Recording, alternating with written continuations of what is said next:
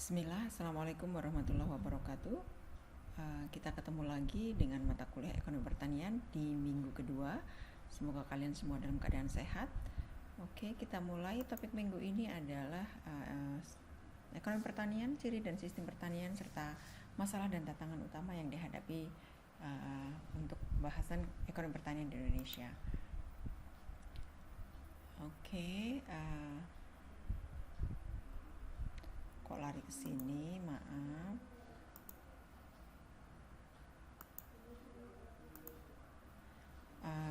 Ini kita mengutip dari Hayami dan Rutan ya, bahwa pertanian dan pembangunan nasional itu sangat penting sekali terkait karena kita tahu pertanian adalah penghasil pangan. Kita tahu no food, no farming, no food ya. Oke. Artinya urgensi keberadaan pertanian dalam ketersediaan pangan itu sebuah keniscayaan yang nggak bisa ditawar. Kemudian sektor pertanian juga memberikan lapangan kerja yang luas sebagai penyedia bahan baku, penghasil devisa negara, serta merupakan pasar potensial bagi berkembangnya sektor industri dalam negeri yang tentu saja pasar utamanya adalah produk-produk pertanian. Nah, kalau kita mau melihat bagaimana perform ekonomi, kita bisa lihat ya, baik nasional maupun dunia ini dari situasi produksi ya, bagaimana perkembangan skala usaha, lahan irigasi, luas tanamnya, kapasitas produksinya, perkembangan harga lokal, perkembangan konsumsi, pemasaran, ekspor impor, dan kebijakan pemerintah. Oke, kalau kita kembali kepada ciri pertanian Indonesia, ini juga sudah saya paparkan ya di PPT yang minggu pertama, tapi saya ulas di sini karena ini penting terkait dengan kemampuan sektor pertanian menyediakan pangan untuk Indonesia ya. Jadi karakteristik ini menjadi kekhasan yang tidak bisa ditinggalkan dalam menyelesaikan berbagai persoalan ekonomi pertanian di Indonesia ya, bahwa pertanian kita tropis, tentu curah hujan tinggi dan bersifat musiman ya. Kemudian kita juga ada dikotomi pemisahan dataran tinggi dan rendah. Kemudian perbedaan iklim karena tropis tadi, ada iklim basah dan iklim kering untuk wilayah Indonesia Barat dan Timur yang berbeda. Kemudian hutan tropika dan padang rumput itu juga menyebabkan ekosistem pertanian yang berkembang juga berbeda. Ada perikanan darat dan laut, kemudian pertanian yang berkembang di Jawa dan luar Jawa juga berbeda ya. Kemudian ada pertanian lahan suboptimal seperti rawa, kemudian lebak dan sebagainya ya. Oke, kemudian usaha pertanian sendiri juga memiliki karakteristik yang sangat khas ya, karena dia membutuhkan waktu untuk produksi. Jadi ada time lag atau beda antara aktivitas investasi yang dilakukan pertama hingga produksi dan hasil penerimaannya. Kemudian karena kita sebagian besar bersifat pertanian rakyat, untuk komoditas tertentu seperti komoditas utama ya, padi, jagung, kedelai, itu hampir 90% merupakan sistem pertanian rakyat yang berkembang. Kepemilikan aset yang terbatas, kemudian luas lahan yang terfragmentasi menyebabkan pertanian rakyat menjadi wajah ekonomi pertanian kita. Kemudian bersifat ekstensif ya, hasil pertaniannya juga sulit terkontrol karena sangat dipengaruhi oleh nature atau alam, sehingga spesialisasi dalam pertanian juga sulit bisa diterapkan. Sementara di satu sisi harga pertanian produknya sangat berfluktuasi. Secara utama persoalan tadi kalau kita tarik garis lurusnya itu ada 4 ya, nanti kalian bisa tambahkan. Ini yang saya akan ulas adalah 4. Tadi terkait sama time lag, ini disebut juga sebagai gestation period. Kemudian adalah keterbatasan akses permodalan dan pembiayaan. Kemudian ada tekanan penduduk dan sifat pertanian kita yang masih subsisten. Oke, kita bisa lihat gestation period di sini, kita lihat ya, bahwa tenggang waktu yang cukup lebar antara dimulai produksi hingga hasil diperoleh itu menyebabkan pola tanamnya juga berbeda, pola pengeluaran dan penerimaannya berbeda ya. Kemudian variasi harga yang terjadi, misalnya Anda lihat kalau pada saat panen raya di saat produksi tinggi harganya rendah, pada saat paceklik produksi rendah dan harga tinggi. Bagaimana dengan pendapatan petani, sehingga sangat ada uncertainty di sana, ketidakpastian. Ini juga akan menjadi landasan nanti perlunya diambil kebijakan pertanian. Oke, yang berikutnya adalah persoalan pembiayaan pertanian. Kita tahu pembiayaan ini adalah persoalan yang sulit dalam ekonomi pertanian, sehingga kemiskinan menjadi persoalan pedesaan yang sangat pelik. Kemudian mereka terlibat hutan sebagai besar, sehingga produksi dan mereka tidak punya kemampuan untuk meningkatkan kapasitas produksi ya. Mereka butuh solusi. Sementara pemberian kredit dengan bunga ringan juga sangat tidak berpihak kepada sektor pertanian rakyat, sehingga itu persoalan menjadi sistemik ya, dan ini klasik sekali sampai sekarang masih dihadapi di tengah 75 tahun kita merdeka.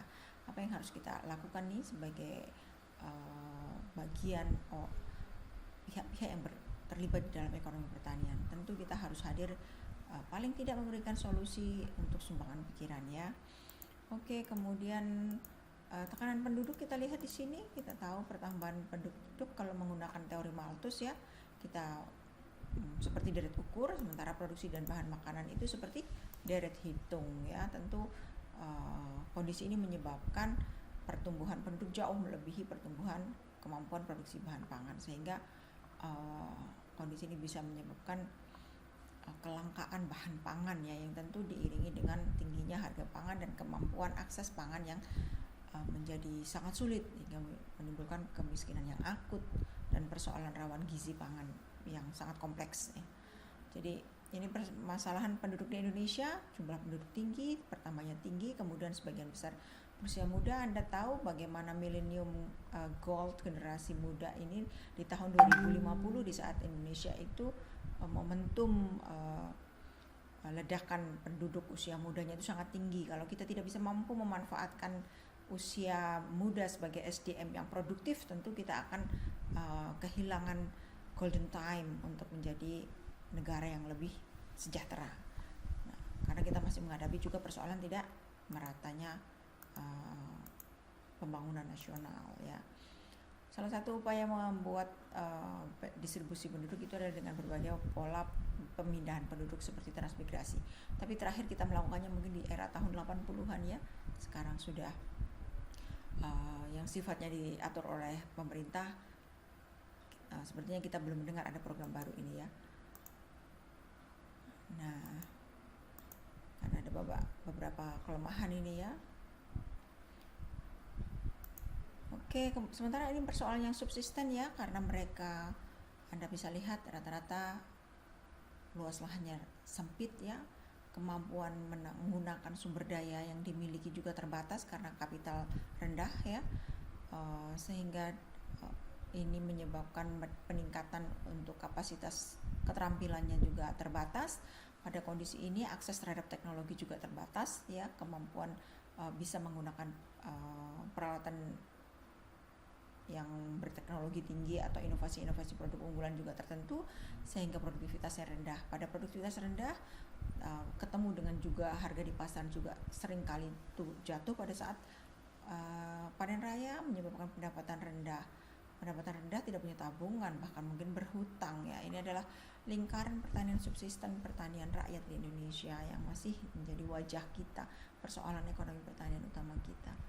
Nah, ini tentu Anda sebagai mahasiswa agribisnis penting sekali untuk mencermati ini dan bagaimana menjadikan kondisi yang sangat bersifat tekanan ini bisa menjadi peluang. Apa yang bisa kita lakukan di tengah himpitan persoalan-persoalan ini. Ini adalah tantangan kita sebagai generasi muda ya. Anda tentunya penting untuk terlibat dalam curah pikir mengenai kondisi ekonomi pertanian Indonesia. Ini adalah catatan bagaimana akses kepemilikan lahan yang sangat terbatas. Anda bisa lihat di sini bagaimana perusahaan-perusahaan yang skala besar itu memegang konsensi hak guna lahan ini untuk eksploitasi dalam konteks hak pengelolaan hutan nih. Itu ada 304 perusahaan besar yang mendapatkan konsesi HGU untuk olah menggunakan areal hutan ya. Kemudian untuk perusahaan perkebunan kayu ya, ini mencapai lebih dari 36 juta hektar. Anda pegang, Anda bayangin apa enggak konglomerasi ini ya. Sementara yang untuk melibatkan masyarakat ini ada misalnya seperti HKM, hutan kemasyarakatan atau hutan desa dan sebagainya, hanya 240 hektar. Artinya artinya siapa yang mendapatkan kemanfaatan dari luasan hutan nasional ini. Ya, sementara untuk perkebunan juga Anda lihat yang perusahaan yang memegang hak izin usaha perkebunan itu 2.176-an, memegang 16.000 hektar hak kelola usahanya. Sementara petani dengan jumlah 13 juta kakak ya, itu tidak bisa memiliki lahan ya, 0, nah Anda lihat di sini, sementara yang petani dengan akses lahan antara kurang dari 1 hektar itu 23,7 juta. Artinya inilah kondisi wajah pertanian rakyat Indonesia, kontradiktif sekali dengan corporate ya, yang memegang hak guna usaha, hak guna lahan, hak kelola lahan yang sangat-sangat luas. Tentu implikasinya ada konglomerasi yang timbul. Kemudian kalau kita kelompokkan persoalan utama di ekonomi pertanian itu ya kurang lebih antara lain dalam skema ini ya, terjadi konversi lahan yang sangat cepat, hampir 100.000 per hektar per tahun ya. Kemudian ego sektoral masih terjadi antara Kementerian Pertanian, Kementerian Perdagangan, Perekonomian, ya, kebijakan atau banyak peraturan yang tumpang tindih ya. Kemudian skim-skim pembiayaan tadi yang menjadi persoalan masih belum terpecahkan. Petani juga sering menjadi korban ya. Seringkali kebijakan harga itu bias untuk konsumen, sementara padahal petani juga selain produsen dia net consumers ya, jadi seringkali menjadi korbanan dengan alasan konsumen yang jauh lebih besar. Kemudian ada perubahan iklim ekstrim ini, global climate change, ini juga persoalan yang sangat mengancam produksi pertanian ya, menyebabkan kualitas panen. Kemudian ini adalah internal kemampuan petani mengakses input ya. Kemudian infrastrukturnya ya. Ya, kalau melihat kondisi seperti ini kita bisa melihat bahwa pertanian sepertinya berjalan sendiri ya, dengan segala problematikanya yang semakin masif. Anda sebagai masyarakat agribisnis tentunya ya, di tengah himpitan seperti ini tetap harus kreatif untuk mencari solusi mana peluang yang bisa kita ambil ya. Ini belum lagi global ya. Ya, di tengah produksi dan konsumsi kita ya, impor tiap tahun, kemampuan produksi yang tidak terpenuhi dari nasional, kedaulatan pangan yang terancam ya. Kemudian nanti akan ada pasar baru yang tumbuh dari golongan menengah ke atas yang membutuhkan juga tuntutan produk-produk pertanian yang lebih besar, beragam spesifik dengan standar-standar tertentu yang kualifikasi, sertifikasi dan lain sebagainya, mensyaratkan untuk perdagangan produk pertanian. Itu menjadi tantangan baru yang harus dihadapi di era global sekarang ini. Ya, belum lagi kita termasuk dalam masyarakat ekonomi global ya, ada banyak kesatuan fakta perdagangan yang memberikan implikasi terhadap pasokan pangan dan ketersediaan pangan, sehingga ada pasokan dari impor dan sebagainya, kedaulatan pangan terancam. Bagaimana kesejahteraan petani tidak punya jaminan, insentif harga ya. Banyak sekali petani yang menanam pada saat panen ternyata harga sudah tidak bisa lagi menguntungkan, banyak yang membakar hasil panennya. Itu adalah situasi yang masih kita hadapi gitu. Ya, oke, itu kurang lebih materi kita minggu ini. Banyak sekali PR-PR di perekonomian pedesaan ya.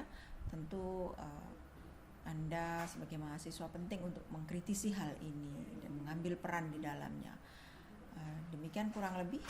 Kalau ada hal yang perlu didiskusikan bisa di WAG, penugasan lewat BPP ya.